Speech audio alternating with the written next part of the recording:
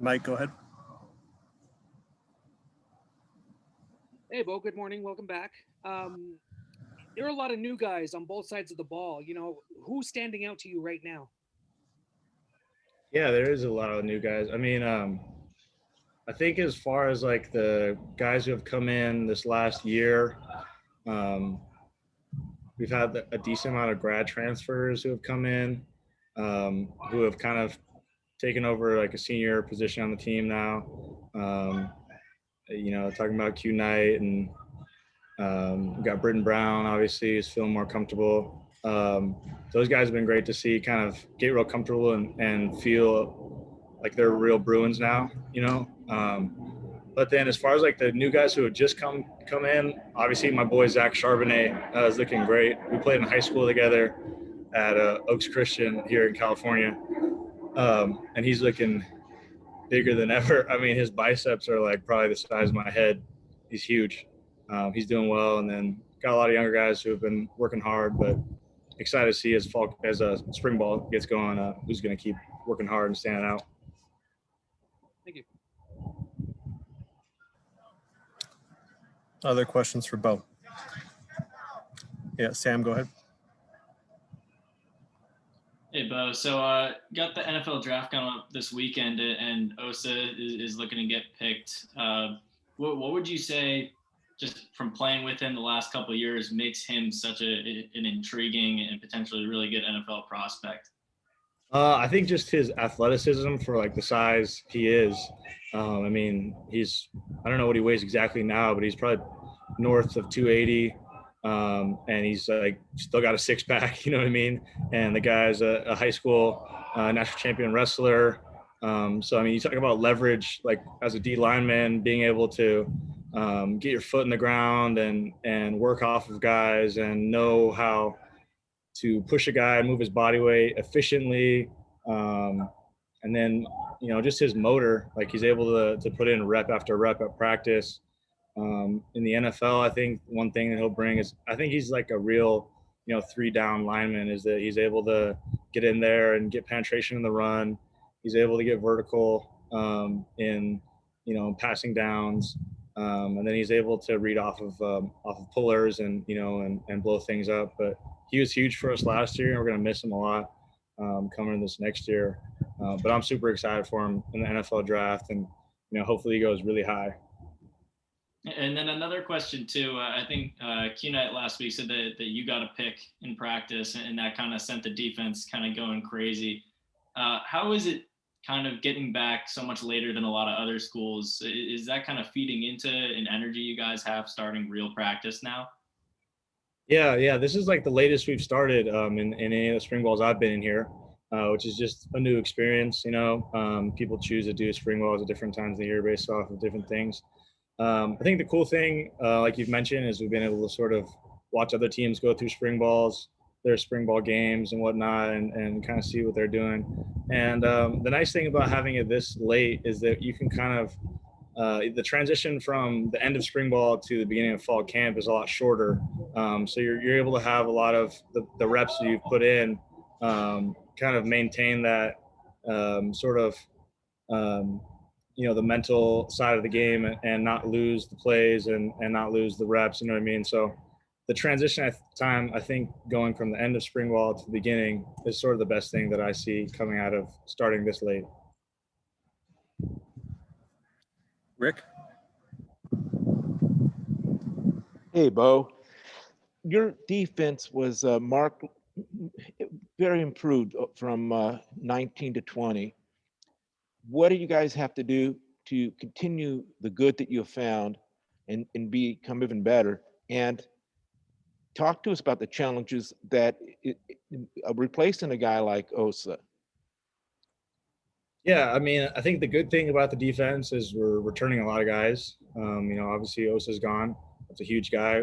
Like I say, we miss him, but most of the guys are coming back. So that's a huge plus, being able to have senior guys who have, a good number of guys, this is their 5th year coming up, and the rest are 4th years and, maybe a 3rd year in there. But pretty veteran group for the most part, seen a lot of football, seen a lot of game time. And kind of just all have an edge to them. I think, playing defense, you got to be pretty nasty. You got to kind of have a chip on your shoulder, and you got to kind of be like blue collar. You know what I mean? You got to be able the guy that can come in every day and be the same guy, work hard every day, and just get to work. And I think that's a good thing about this defense. We have a lot of energy. Guys are going to get hype. You know what I mean? Like when you make big plays, guys are going to celebrate with their teammates and whatnot. But at the end of the day, we just work really hard. And as long as we can continue doing that and, pushing the tempo and feeding off of each other and, just keep the train moving. So I think we kind of got it started this last season, and it's time to really ramp it up moving forward. How much fun are you guys having out there? Yeah, a lot of fun. I mean, I think we've talked about this before. Like, football is really fun, and if you can keep it fun, then you can kind of play relaxed, and you see a lot more things. If you're tense and worried about things too much, then you're going to get exposed. But I think Q9 is a character. You guys have seen that this last year. Obviously, on a majority of teams, DBs have a lot of the energy of the team. They're kind of the outspoken guys. So we have a good DB group like that, and the surrounding guys kind of feed off of those guys as well. And just being able to just have fun, like you said, it's the best part about football. A lot of good energy out there, it seems. Yeah. Any other questions for Bo? Mike and Tony, I saw your hands up. Okay, we'll wrap it up there. Thanks for your time, Bo. All right. Thanks, guys. We'll have Caleb Johnson coming up next. Once again, if you have any questions, please hit the raise hand button.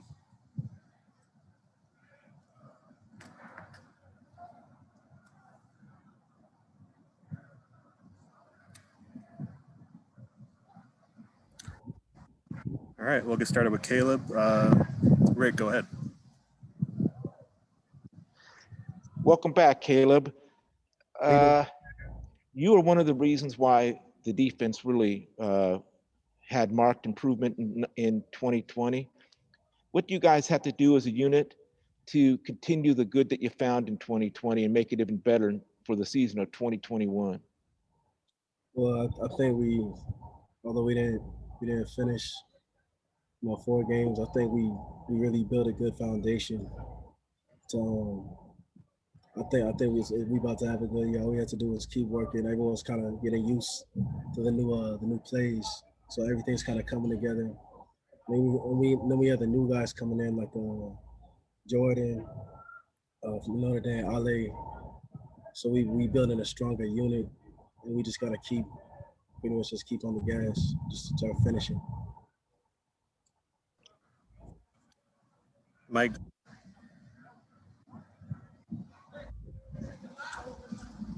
Good morning. I wanted to ask you about leadership, especially with someone like Quantrez Knight, who just looks like he brings the energy every game, every practice. He was on Twitter last week. What is it like to have a guy like that, just pumping up the team and getting everyone ready? It's good to just have somebody that's going to be the same person every day. That's ultimately what we're all trying to do. Have the same energy, have no days where you come in, you might not feel like working. You still come in, you still have energy, you still get everything done. And it's also nice to know that, because he's always like that, we can hold him accountable to always making sure he got that energy for us, and we're going to give him the same. It's really good for our defense and our team overall. Sam? Hey, Caleb. So you were saying last year how it kind of took a little bit to get guys acclimated to the new plays, new coaching style. Have you guys in the last couple months kind of built a system, a program that makes it easier for new guys to come in because you have a couple grad transfers at linebacker especially? Is it kind of easier for them to join the team and be part of the team than it was for guys last year, do you think? I definitely think so, because we were learning, but also our coaches were learning too. And now it's just easier to explain and make everything, teach everything in a more clear and understanding way. So that's definitely a big part. They're picking up fast, Jordan and Ale. And then I just wanted to ask you about Osa. You got the NFL draft coming up this weekend. What's it like seeing a guy you were playing with last year kind of like this close to kind of achieving that NFL dream that a lot of you guys have? And what do you think he could bring to an NFL roster? Also, we already, I mean, since I've been here, like even before I seen him play in person, I kind of knew he was just different. It's just we're definitely gonna miss him on a D line, that's for sure. But he's gonna. I feel like he's gonna be in the NFL for a long time. He's gonna definitely be a great player for somebody. I hope he finds a good home. Back to Mike. Staying on the topic of Osa, obviously he has big shoes to fill. What are you seeing from the guys in front of you? Anyone standing out, able to help out fill that gap that Osa's leaving? Yeah, we got Tito and Daytona up there. They're doing I think they've definitely improved a lot. They're doing a really good job. And a lot of the new younger guys we have, they really picking it up. I like what I'm seeing what they're doing today. They they really stepping up, and I think Coach Nansen has going to be a great unit for our defense. All right. Any final questions for Caleb? Yeah, Sam. Yeah, I just wanted to ask about Martell really quick. He's making the move to striker, I think. What's he been like on the defensive side of the ball? Kind of you went against him on the other side last year, but now he's kind of in your group a little bit more now. Yeah, he's definitely an athlete. I didn't even know he played both ways in high school. When I seen him say he's definitely very fast, very quick. I think he could be a real good player for us. He's learning pretty fast. All right. Anything else for Caleb? All right. Thanks for your time, Caleb. Thank you. All right. Thanks, everybody. See you next time.